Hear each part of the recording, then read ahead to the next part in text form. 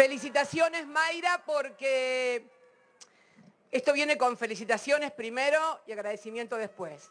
Felicitaciones porque no hay mejor manera de recordar u homenajear a quien fuera mi compañero de vida con gestión, con trabajo y con obras.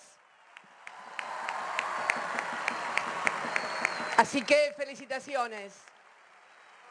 Y agradecimiento, además, esto ya es un poco más personal, agradecimiento, Mayra, en mi nombre y en el de mis hijos, por haber recordado a mi compañero. También quiero agradecer al intendente de Avellaneda, compañero Ferraresi, que también hace unas horas acaba de inaugurar el CCK en la isla Maciel.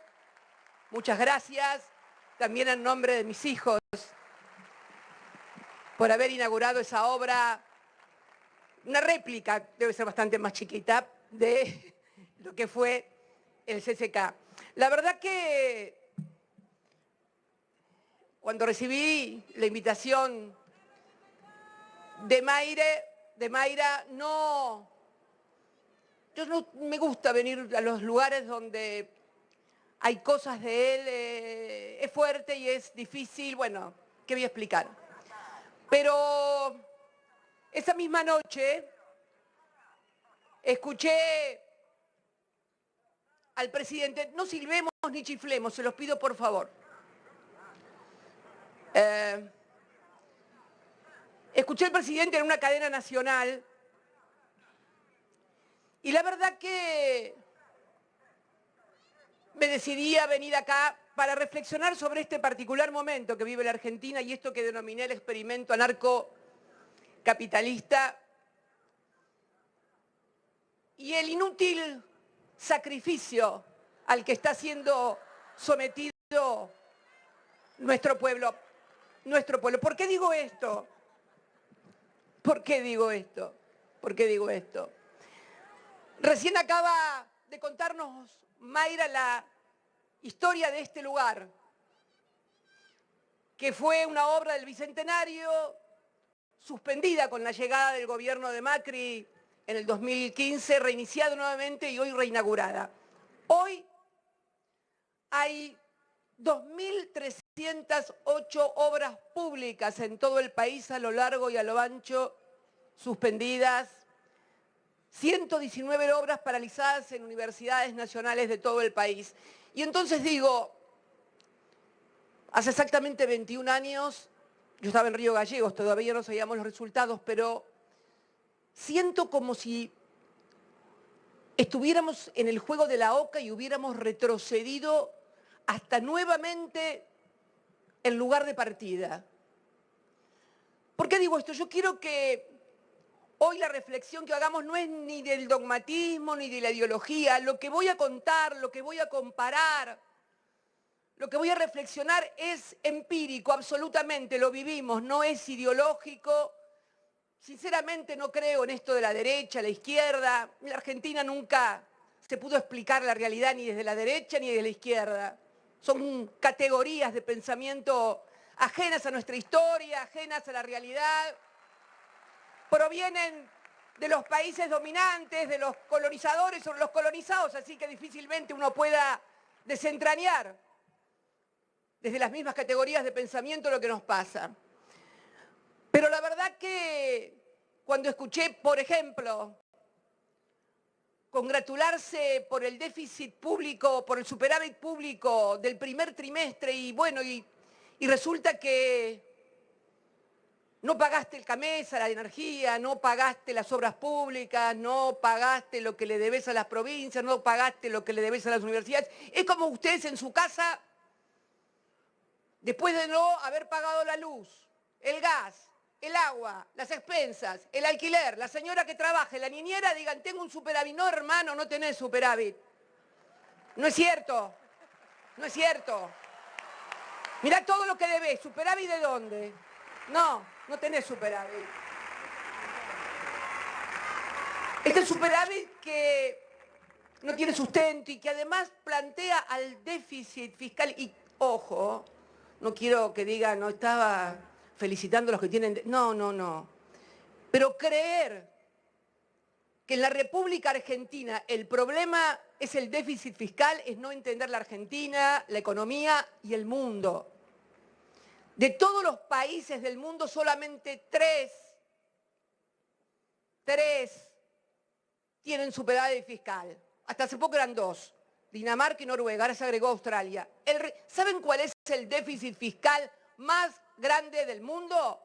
El de Estados Unidos.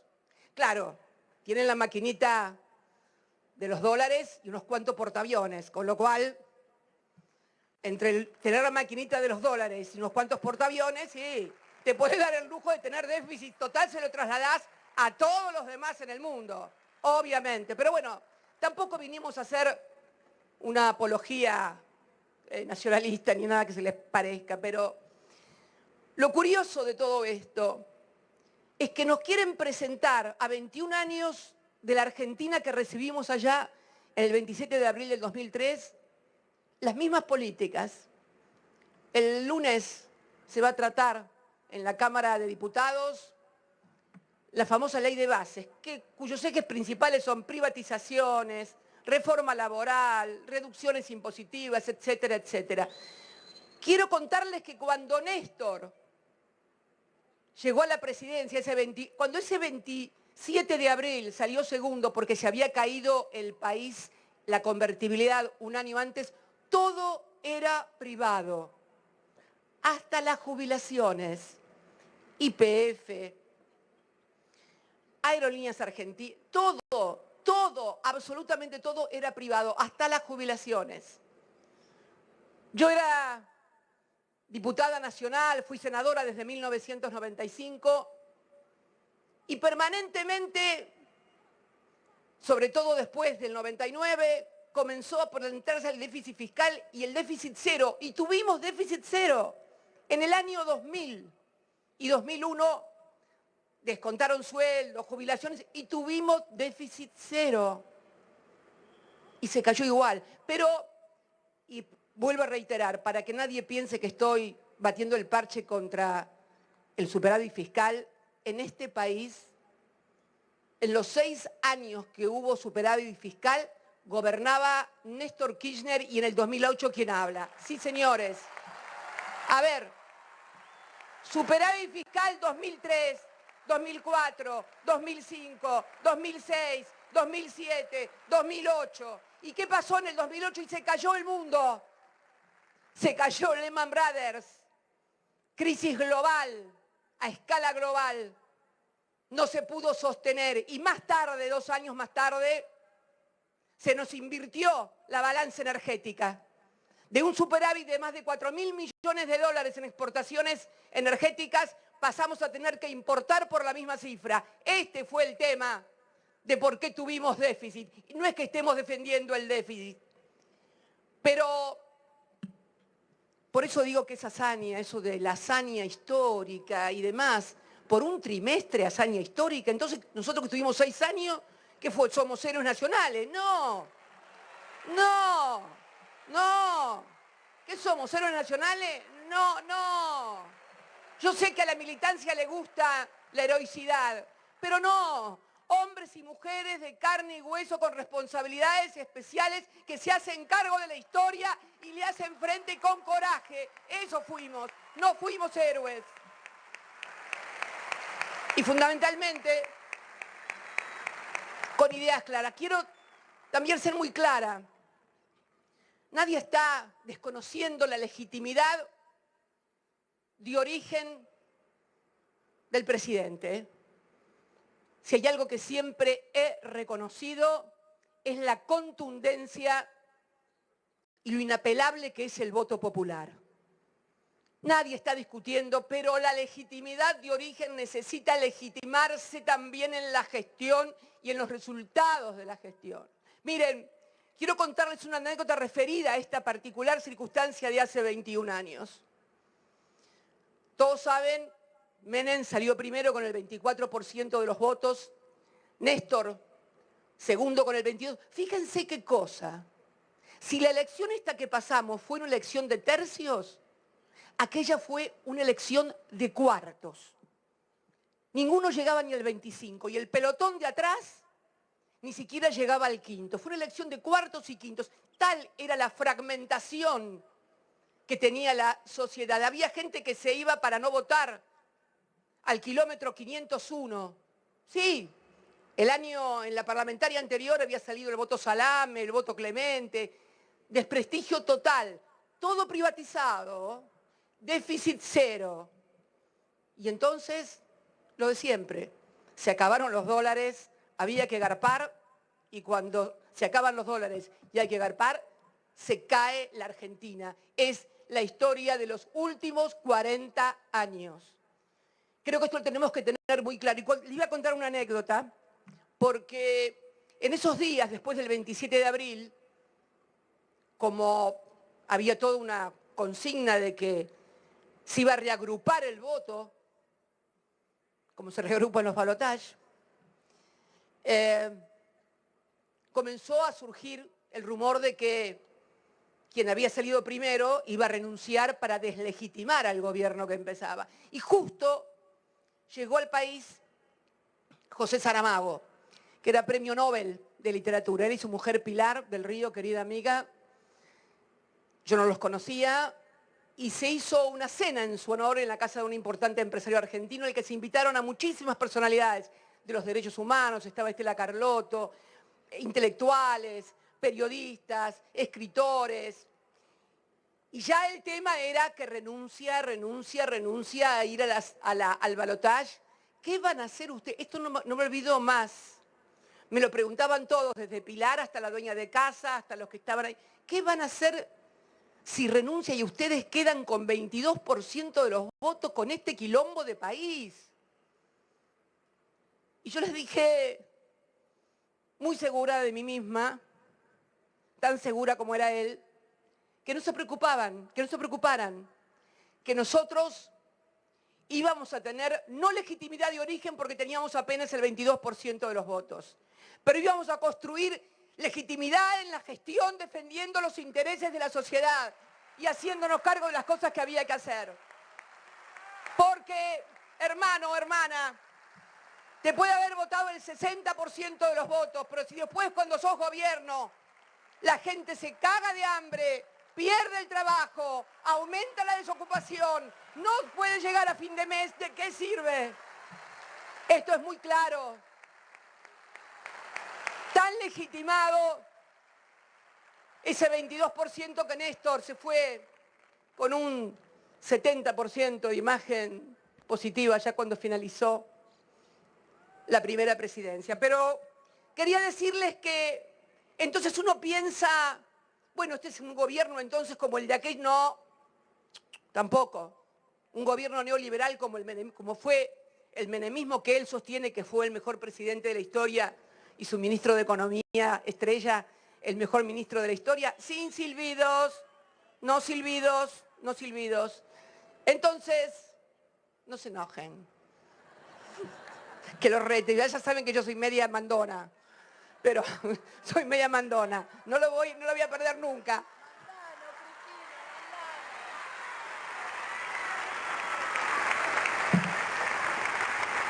¿Y qué es entonces este gobierno? No es por... Tiene algunos puntos de contacto, por ejemplo, relaciones exteriores. Bueno, en aquella época eran relaciones carnales. Ahora no quiero ni mencionar la palabra con este presidente porque puede dar lugar a una interpretación extravagante. Pero bueno, nada, relaciones carnales. Se dio un episodio también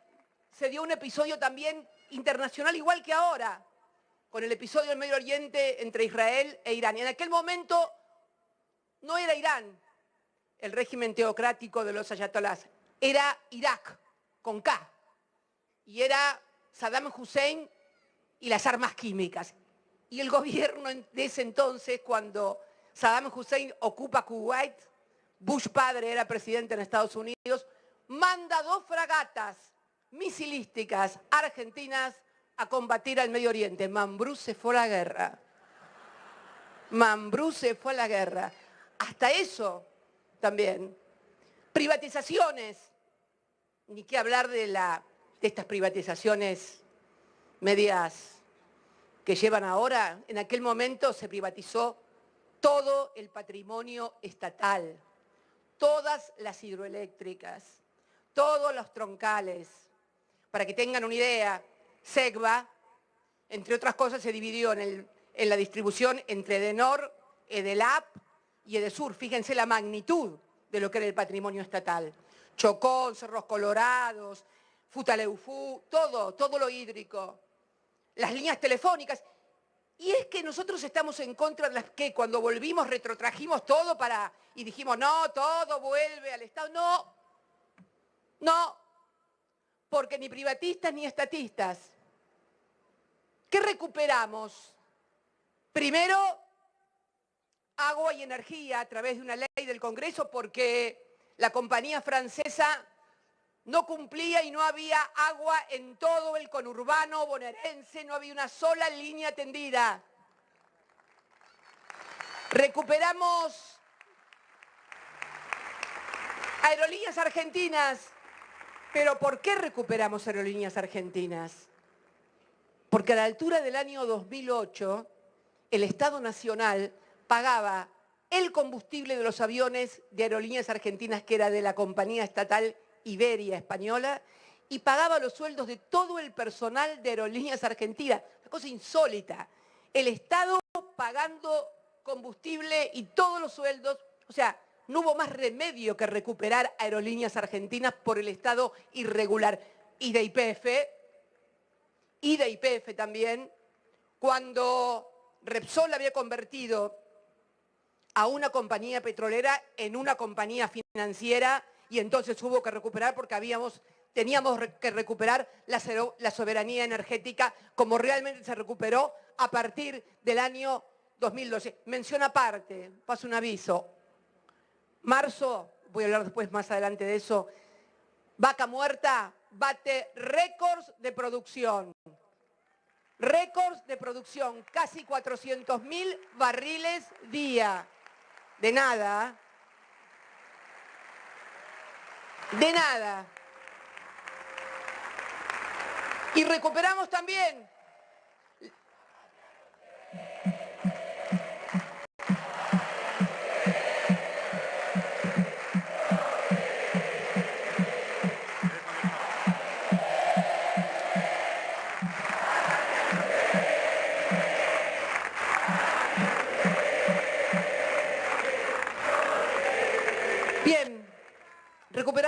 las jubilaciones por una cuestión muy simple.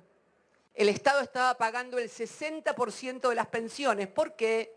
Porque las AGFP se quedaban con la crema, con los salarios más altos y los salarios más bajos los pagaba el Estado. Absurdo. Y se recuperó. Pero entonces, si todo aquello no dio resultado, además en un marco internacional absolutamente favorable a ese proyecto neoliberal, en el 89, cuando asume Menem, se cae el muro de Berlín. Sale el Plan Brady, que fue el salvataje que el Tesoro de los Estados Unidos hizo a los bancos que se habían endeudado con los petrodólares y lo presentó como que ayudaban a la deuda externa de los países de Latinoamérica. No. Rescataron a los bancos y clavaron a los jubilados italianos, alemanes, japoneses, que fueron con los que después tuvimos que discutir la reestructuración de la deuda. Ese fue el escenario internacional.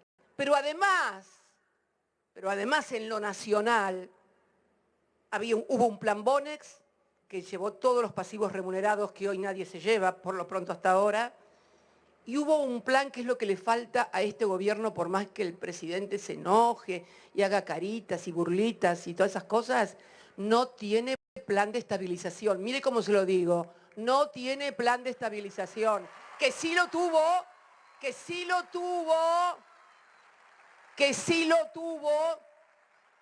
el gobierno anterior, que fue la convertibilidad.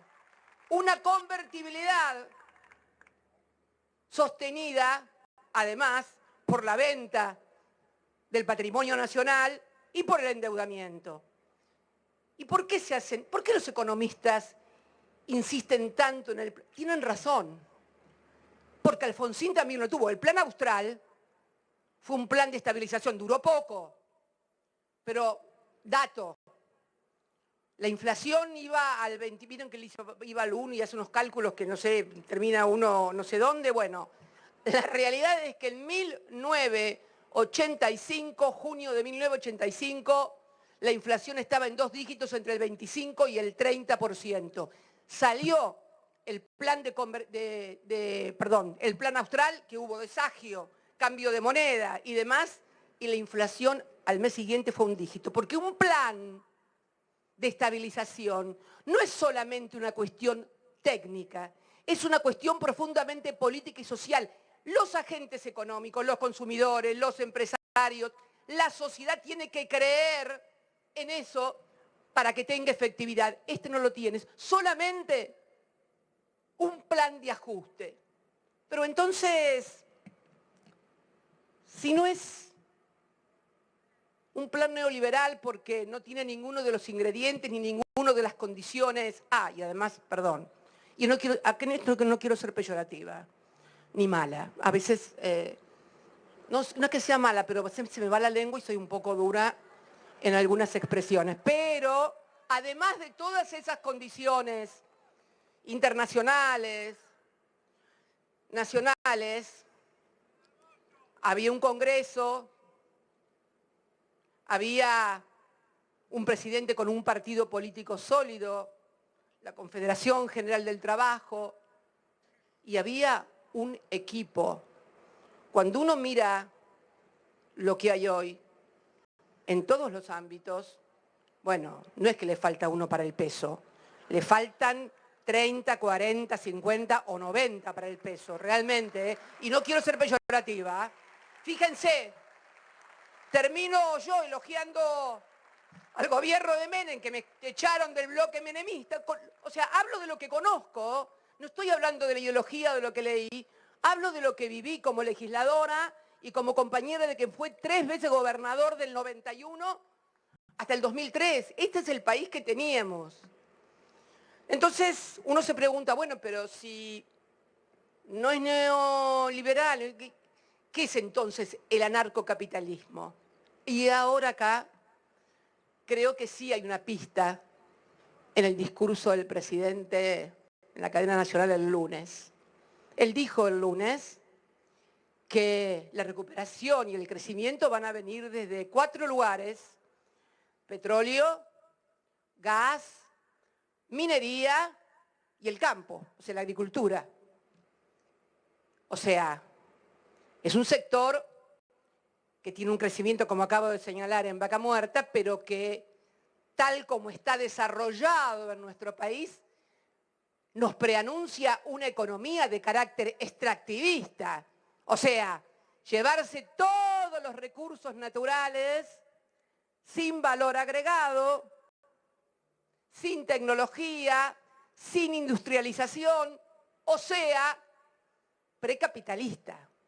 Porque me hace acordar a la Argentina del virreinato del Río de la Plata, donde se llevaban todas las riquezas y no te quedaba nada. Entonces, más que anarcocapitalismo, me parece que suena a anarcocolonialismo. Y me parece que en eso no estamos de acuerdo. Porque estas actividades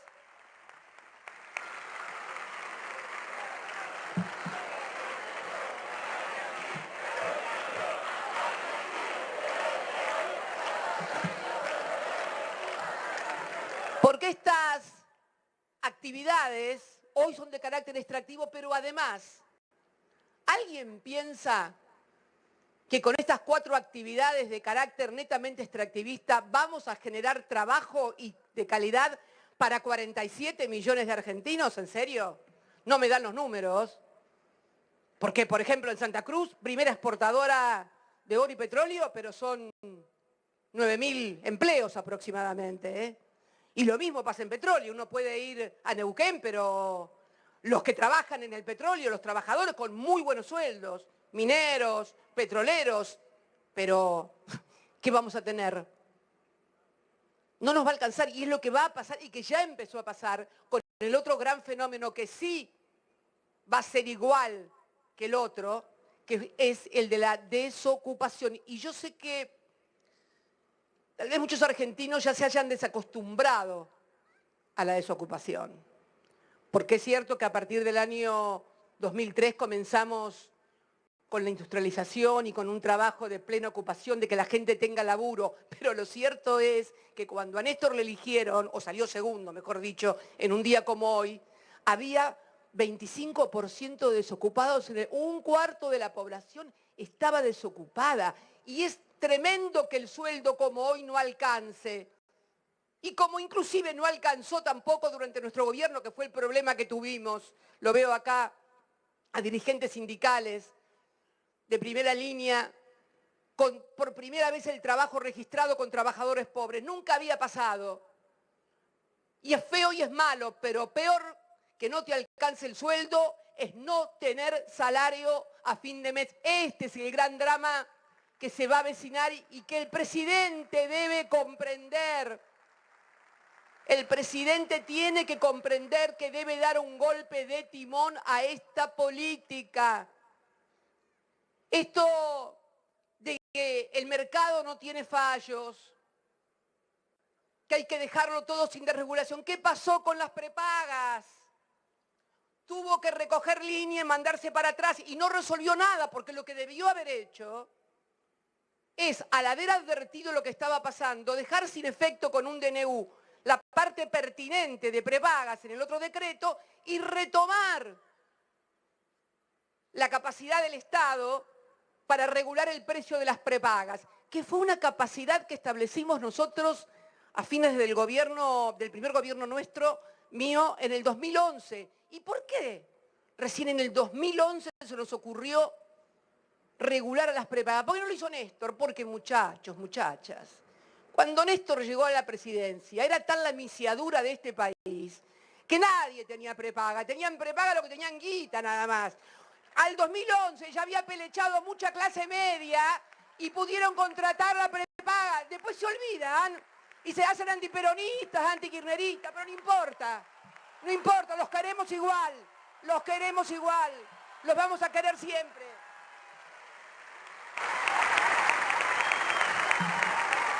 Y hoy la solución ya ni siquiera pasa por recuperar esas facultades en las prepagas. Las prepagas tienen que ser sometidas al régimen de la ley de seguros. Son seguros de salud.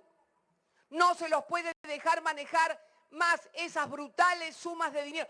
Dice que se funden todos y el que hasta hace poco era presidente de la Cámara se cansó y no para de comprar todo lo que sea de salud, sanatorio, a su paso. ¿Cómo que te fundís? ¿Cómo que vos vivís protestando contra la regulación porque te vas a fundir y no te fundís nunca? ¿Cómo? ¿Cómo? Es mentira. Y esto no convierte en mala gente a los empresarios. Tampoco estoy diciendo eso.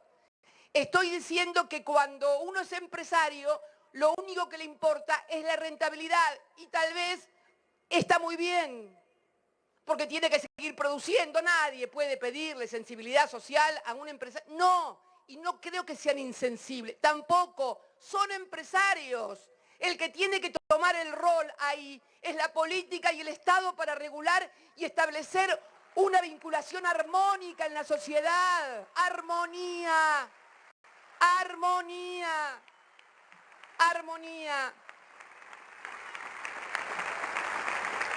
Pero, entonces, ¿cuál es el problema de este presidente que dice que el Estado no tiene fallos, que los empresarios son héroes, aún los que... El problema que tiene que es muy dogmático.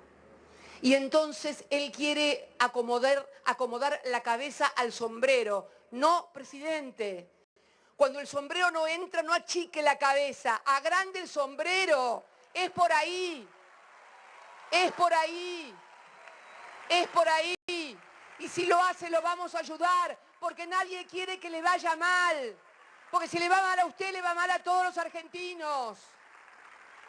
Mire, se lo digo totalmente descarnada, pero también quiero que sepa, presidente, que si quieren convertir de vuelta a la Argentina en un país donde se extraigan todas sus riquezas, donde no haya industrias, donde quieran ponernos una suerte de eliminación de toda la clase media. Bueno, mire, ahí me voy a declarar avatar de color celeste y azul, hombres y mujeres de color celeste y azul como la bandera para defender a la patria.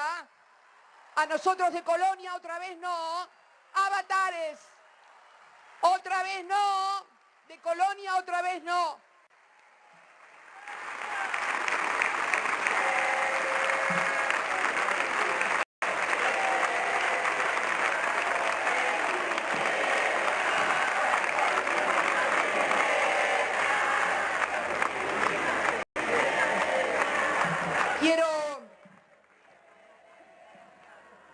Y hablando de avatares azules, ¿cómo andamos los avatares del Movimiento Nacional Popular y Democrático? Bueno, andamos con algunas certezas que no teníamos en el 2019 con este gobierno. ¿Cuáles? Un montón. ¿Quieren que les cuente? Les cuento. ¿Les cuento? Bueno, ahí va. Primera certeza. ¿Cuántas veces escucharon allá? Estoy hablando hasta el 2019, ¿no? ¿Cuántas veces escucharon de los contrarios a nosotros siempre, pero en nuestras propias filas había permeado esto de los modales de Cristina, la intensidad de Cristina, o sea que había que, en fin, los modales, o los destratos, o no sé qué otras cosas más. Bueno, convendrán que después de este presidente soy la condesa María Eugenia de Chicov, ¿no? Pues, no me jodan más con esto. No me jodan más con esto. La verdad que no eran los modales.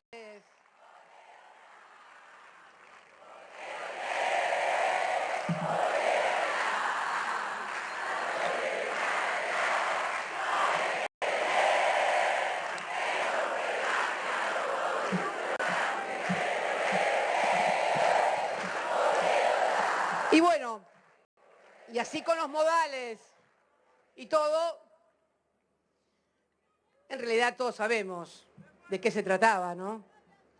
De los que no pueden doblegarse, de los que no bajan la vista ante nadie y que no tienen miedo. Y no significa, con esto vuelvo a repetir, ser heroína, simplemente creer en lo que uno hace. Pero, bueno, en base a eso decidimos en el 2019, porque yo sabía por qué era, ¿no? Pero teníamos que reconstruir nuevamente el movimiento nacional, porque hubiera sido catastrófico en ese momento que quien había contraído la deuda que contrajo con el Fondo Monetario, con todo lo que hizo, que fuera, yo tenía que garantizar, bajo cualquier circunstancia, que el movimiento nacional, el peronismo, el kirchnerismo, porque, a ver, ¿qué hay en el movimiento nacional? Hay peronistas que no son kirchneristas, kirchneristas que no son peronistas, peronistas, como es el caso mío, que fui toda la vida peronista, pero que bueno, me llamo Kirchner, ¿qué voy a hacer? Claro, es un pequeño, bueno, yo sé que a algunos les molesta, pero bueno, qué sé yo, no pienso abandonar el nombre, ni sacárselo a nadie,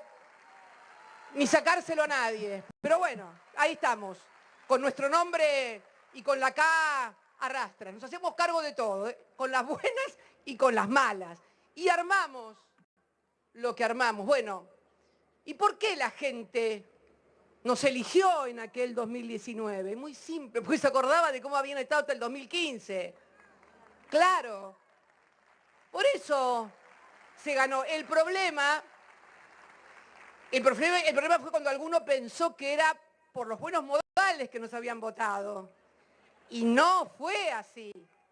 Entonces, cuando vos crees que fue por los buenos modales y que todo lo otro hay que dejarlo de lado, y bueno, terminamos como terminamos. Me hago cargo también de todo como me he hecho cargo de todo en la vida. No le esquivo el bulto a nadie ni a nada. Pero siempre voy de frente, ¿eh? No soy de las que tiran la piedra y esconden la mano. No, no, no. No, no, no. No, no, me hago cargo de todo. Creo entonces que es un primer aprendizaje. No eran los modales, nos votaron porque querían volver a tener calidad de vida y una vida organizada, ni siquiera gran calidad de vida, una vida organizada, ¿no? Donde los chicos van al colegio, comen en la casa, el viejo tiene trabajo, la vieja también, van al colegio, tienen clase todos los días. Bueno. Y la segunda cosa que también es buena ahora, aunque parezca un contrasentido, que esto que hoy estamos viviendo también nos obliga a replantearnos y a repensar muchas cosas. En algún momento lo intentamos, pero por varias cosas. Yo lo dije en el último documento, ese del 14 de febrero de este año, cuando dije las cosas que teníamos que discutir, que volver a hablar, hablé de la educación, hablé de un montón de cosas, pero omití hacer una cosa de hablar y la verdad que no hablé de la energía, de servicios públicos, de tarifas, y la verdad que eso ha adquirido hoy una tremenda y dramática actualidad. Y uno escucha por la televisión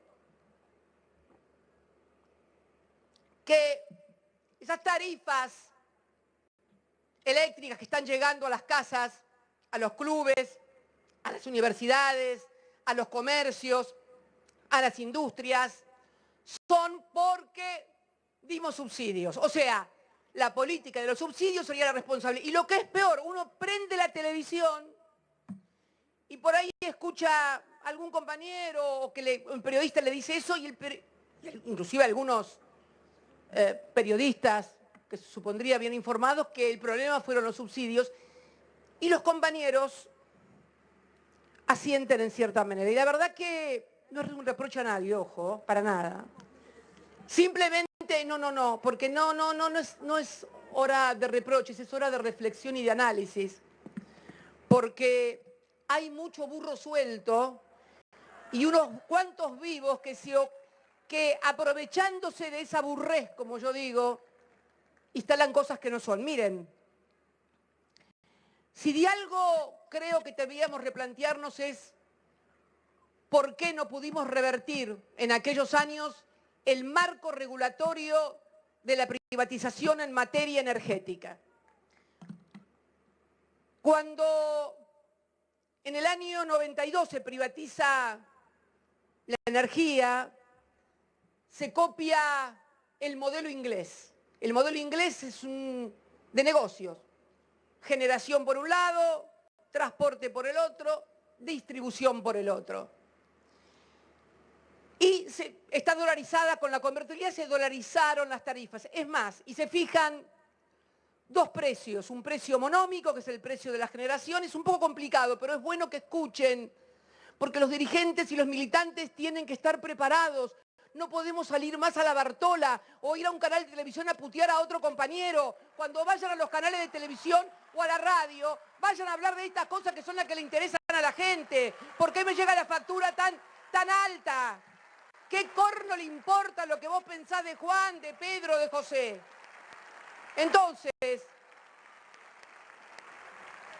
sé que es un poco álgido, algunos se van a enojar, sobre todo Máximo, que siempre me dice, no empezás con tu clase magistral de vuelta porque me tenés podrido. Sí, bueno, te tengo podrido, pero si todos supieran y estudiáramos un poco más, podríamos defender mejor las cosas también. Entonces,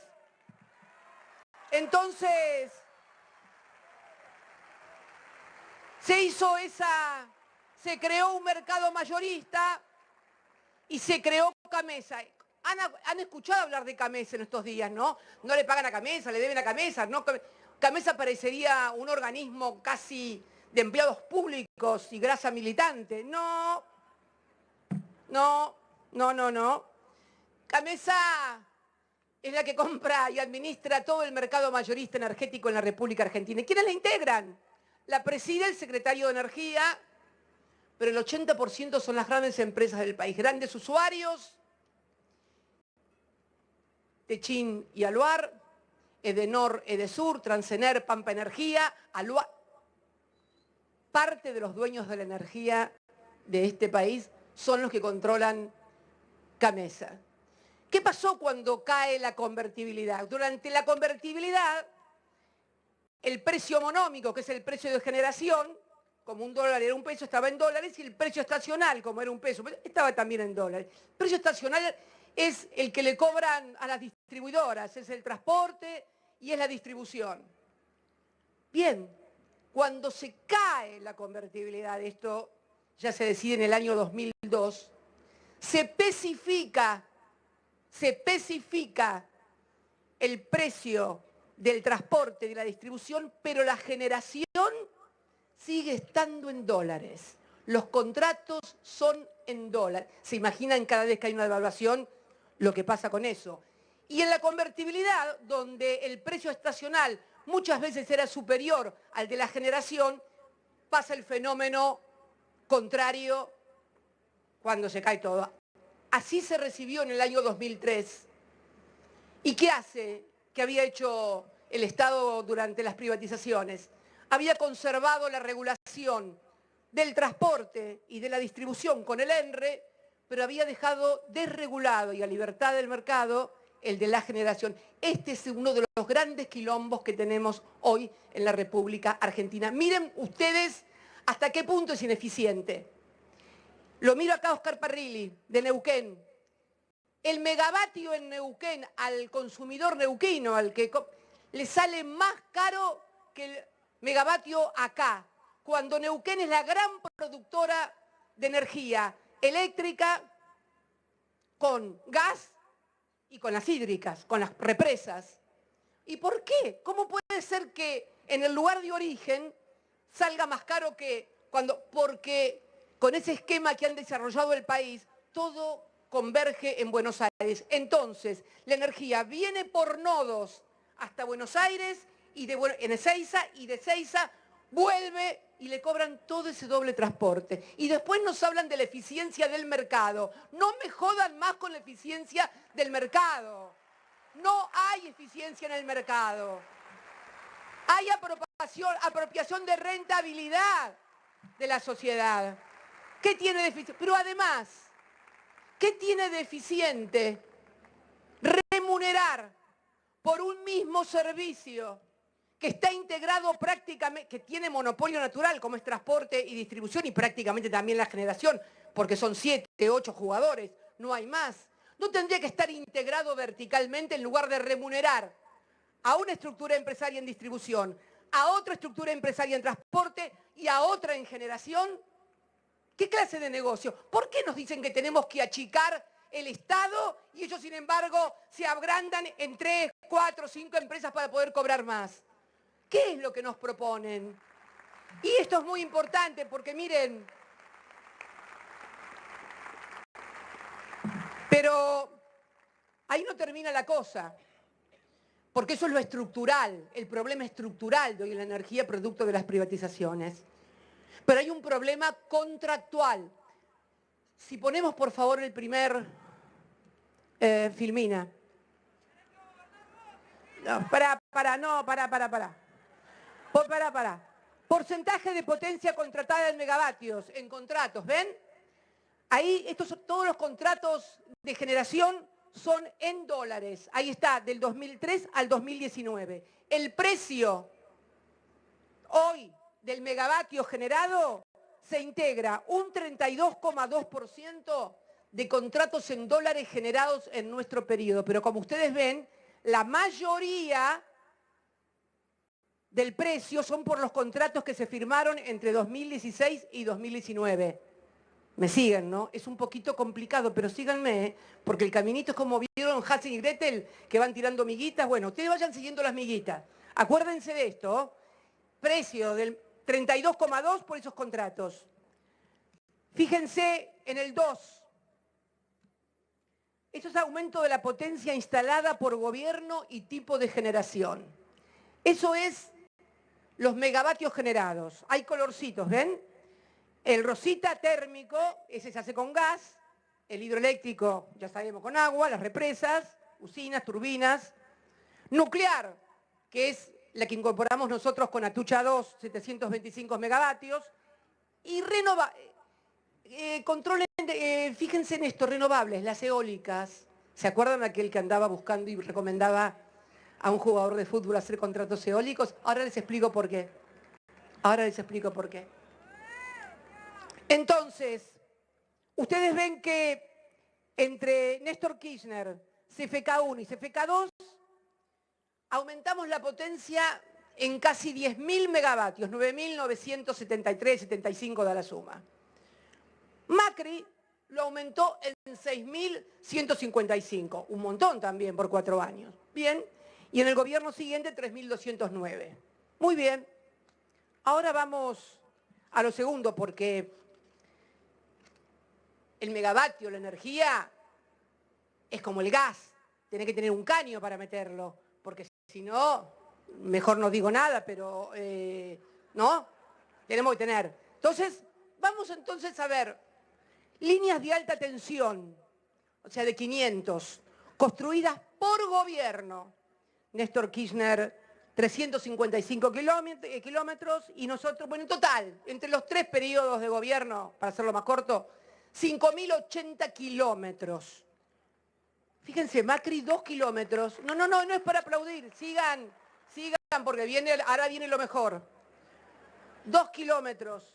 Y Alberto 4,31. Ahora viene el mapa. Fíjense. Lo celeste son las líneas existentes al 2003. Las bordó y las líneas puntadas son las que hicimos nosotros. ¿Cuál es el tema ahí? Como ustedes verán, hay una línea que sale de Choel, Río Negro, va hasta el fondo, hasta Río Gallegos, Río Turbio, Calafate, y hay una línea celeste. Esa línea celeste es Futaleufú, que fue hecha durante la dictadura de la NUCE, es la que alimenta a Aluar. Aluar tiene el 60% de las acciones de esa hídrica. Bien, y fíjense, volvé a poner el mapa, por favor, porque es importante, no solamente que integramos a toda la Patagonia, sino que reconectamos a 10 provincias argentinas. ¿Por qué? Porque hicimos anillos, porque antes las líneas no se tocaban, ahora se forman, ve que hay como anillos que van cerrando a las provincias. Este cerramiento por parte de las provincias da mayor seguridad a la transmisión, impide los cortes, las caídas, etc. O sea, y ahora vamos a la fuente de composición de cómo quedó el costo medio de generación. Esto es muy importante. A ver, ¿lo pusieron ya el 5? Sí, ¿no? Bueno, ahí ven. Fíjense que en el 2024 los contratos son verdes, mucho, contratos en dólares, después viene el nuclear, combustibles. Lo renovable adquiere un peso muy fuerte, como antes no tenía. Bien, ahora ve la segunda, la sexta. Miren los precios. Nuclear, este es promedio, es el promedio por fuente en cabeza, promedio. 60,5, la renovable, la eólica, y las solares 71,4, 7,9. Bueno, están muy claros los... Déjalo ahí nomás. ¿Qué voy a explicar esto? ¿Cómo fueron los contratos? Los contratos en dólares, durante nuestra gestión, construimos a través de varios proyectos, el FONIMBEN, por ejemplo, el FONIMBEN, hicimos Central Térmica San Martín, Belgrano, Vuelta de Obligado, Almirante Guillermo Brown. ¿Qué era el FONIMBEN? Nosotros le decíamos a la generadora, le establecíamos el costo de generación, y además les dejábamos una rentabilidad que también la regulábamos, y con el resto del subsidio comenzamos a hacer todas esas obras que finalmente terminaron en 10.000 megavatios de capacidad. ¿Qué hizo el gobierno de Mauricio Macri? Hizo negocios financieros en lugar... ¿Qué es un contrato financiero en materia energética? Primero, centrales térmicas chicas, pero van con lo que se llama Proyecto Finance, que es un proyecto a un fondo de inversión donde vos vas sin plata y le presentás un proyecto que se repaga a sí mismo, con lo cual la tasa, se imaginan, es mucho más alta. Y finalmente, entonces, incorporan todos esos contratos renovables, de energías renovables, pero ¿cómo las incorporan? Además de un alto costo. Le dan prioridad de despacho. ¿Qué es prioridad de despacho? Hoy el pico de consumo son 29.000 megavatios, más o menos, 30.000 megavatios, que yo creo que cuando esto se profundice va a caer, porque va a caer el comercio, la industria, el consumo residencial, etc. Pero él introdujo 6.000 megavatios, pero no hizo una sola línea. Quiere decir, hoy tenemos casi 43.000 capacidad de megavatios. ¿Y qué pasa? ¿Qué es la prioridad de despacho? Que si la línea está congestionada, primero tiene que entrar el contrato renovable, el de las eólicas. Pese a que es la energía más cara, puede desplazar a la hídrica, que es mucho más barata. Entonces, ¿cuál es el tema acá? Que estamos pagando una energía mucho más cara de lo que se debía pagar. Porque además de darle prioridad de despacho, le dieron prioridad de pago. ¿Qué significa prioridad de pago? Que aunque no se incorpore a la línea porque está congestionada, se la tienen que pagar igual. Prioridad de pago significa que si Camesa no tiene para pagarle a las eólicas, a los proyectos que presentaron, los paga el FODER, que se parece a joder, ¿no? Pero no, es FODER, que es un fondo de desarrollo de energías renovables. Y si el FODER no tiene recursos, el Estado Nacional está obligado a comprarle el proyecto. Y si el Estado Nacional no tiene plata, se lo da el Banco Mundial, porque todos esos contratos fueron firmados con jurisdicción CIADI. Ni siquiera se pueden discutir en la justicia argentina. Hay que ir a discutirlos al CIADI y nos endeudamos. Estos son algunos de los problemas que tenemos. Y también el costo de la energía, y quiero, por ejemplo, las hídricas que están todas concesionadas, hay un promedio, a Pampa Energía se la pagan a $19. A Yacyretá se la pagan a $5. Yacyretá, emprendimiento binacional, ¿no? Y Salto Grande, emprendimiento binacional con Uruguay también. $5 a Yacyretá y $3 a Salto Grande. 18:07, estamos en vivo, por supuesto, en Último Momento, versión sábado. Bueno, nos encuentra, por supuesto, el discurso de la expresidenta, de Cristina, inaugurando un polideportivo allí en Quilmes, recordando, bueno, los 21 años del triunfo, en realidad, de la primera vuelta, esa primera vuelta del 2003, en la que Néstor sacó 22 puntos y salió segundo, pero que le permitió finalmente, cuando el doctor Carlos Saúl Menem se bajó del balotaje, asumir la presidencia de la Nación. Dijo muchas cosas, obviamente críticas hacia el gobierno actual, algunas ironías. Está lúcida, Cristina se la vio lúcida, por supuesto,